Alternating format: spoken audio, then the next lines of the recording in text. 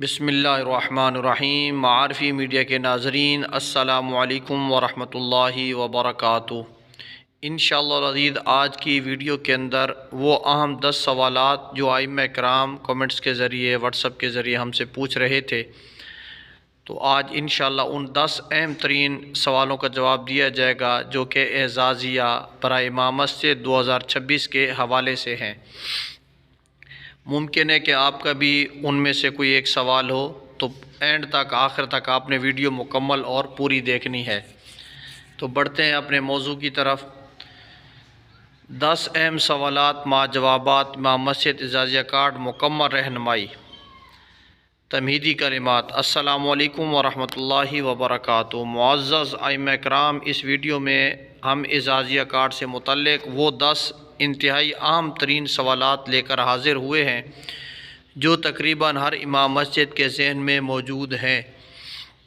یہ ویڈیو آخر تک ضرور دیکھیں کیونکہ ممکن ہے آپ کا سوال بھی انہی میں شامل ہو۔ سوالات کی طرف بڑھنے سے پہلے آپ سے گزارش ہے کہ ہمارے چینل معارفی میڈیا کو سبسکرائب کریں، لائک کریں، بیل آئیکن کو پریس کریں تاکہ اس طرح کی جو بھی لیٹسٹ ویڈیوز ہیں وہ آپ تک بر وقت پہنچتی رہیں۔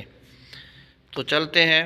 سوال نمبر 1، اعزازیہ کارڈ کیا ہے اور کس مقصد کے لیے دیا جا رہا ہے؟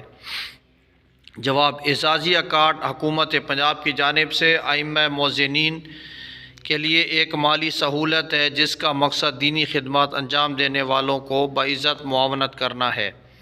سوال نمبر 2، کن ائمہ مساجد کو اعزازیہ دیا جاتا ہے؟ جواب، وہ امام مسجد جو باقاعدہ مسجد میں خدمات انجام دے رہے ہوں، مسجد فعال ہو، تصدیقی عمل مکمل کر چکے ہوں، سرکاری ریکارڈ میں شامل ہوں۔ سوال نمبر 3 اور اہم ترین ناظرین، یہ سوال ہے، اگر نام لسٹ میں نہ آئے تو کیا کریں؟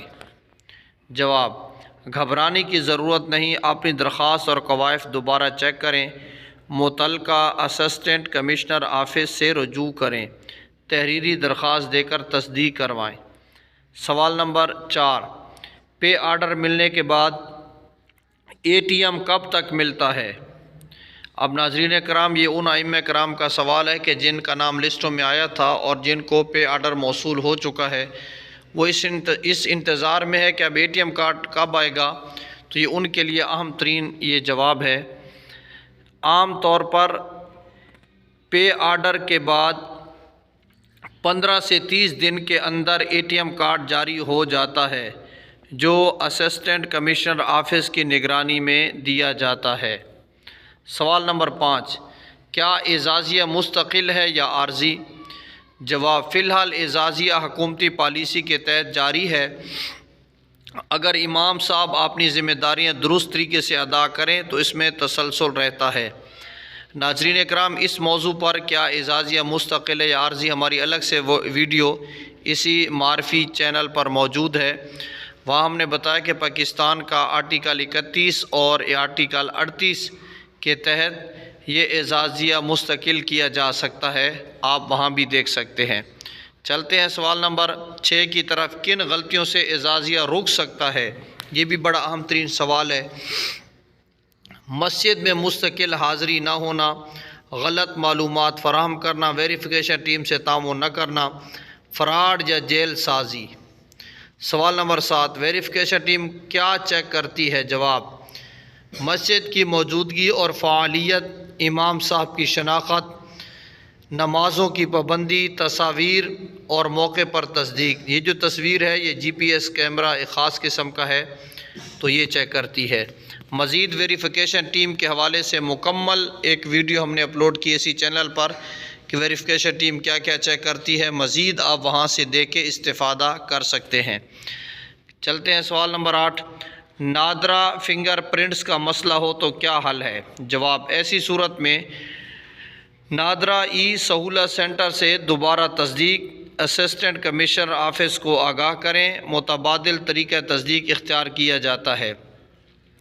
ناظرین کرام، وہ امام صاحبان کہ جن کا پے آرڈر مل چکا ہے یا جنہوں نے درخواست دی ہوئی ہے لیکن ان کے فنگر پرنٹس، انگلیوں کے نشانات ختم ہو چکے ہیں یا بزرگ ہیں، تو اس کے لیے ایک بہترین قسم کا حل ہم نے ایک ویڈیو اپنے چینل پر اپلوڈ کی ہے، یہ تو مختصراً ابھی بتا رہے ہیں۔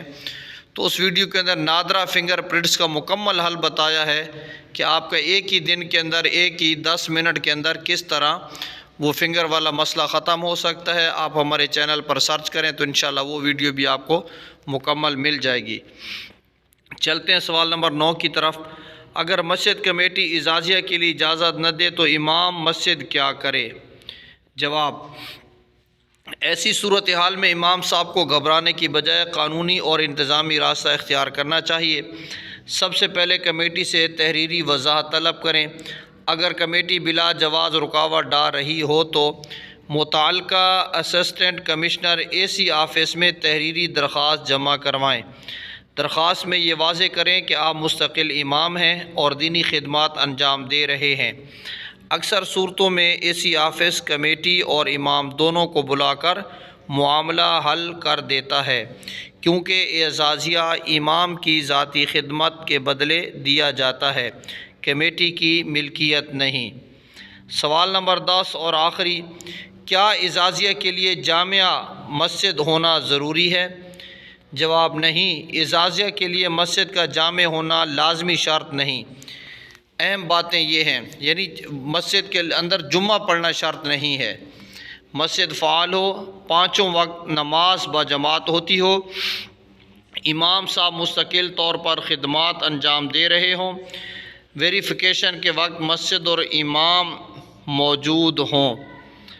بہت ساری غیر جامع مساجد کا ائمہ بھی اعزازیہ حاصل کر رہے ہیں، اس لیے اس غلط فہمی سے بچیں کہ صرف جامع مسجد والے ہی اہل ہیں۔ ناظرین اکرام، آپ سے گزارش ہے کہ ہمارے چینل کو ضرور سبسکرائب کریں تاکہ مزید اس طرح جو بھی ہمارے چینل پر ویڈیو بنے وہ آپ تک بر وقت پہنچتی رہے۔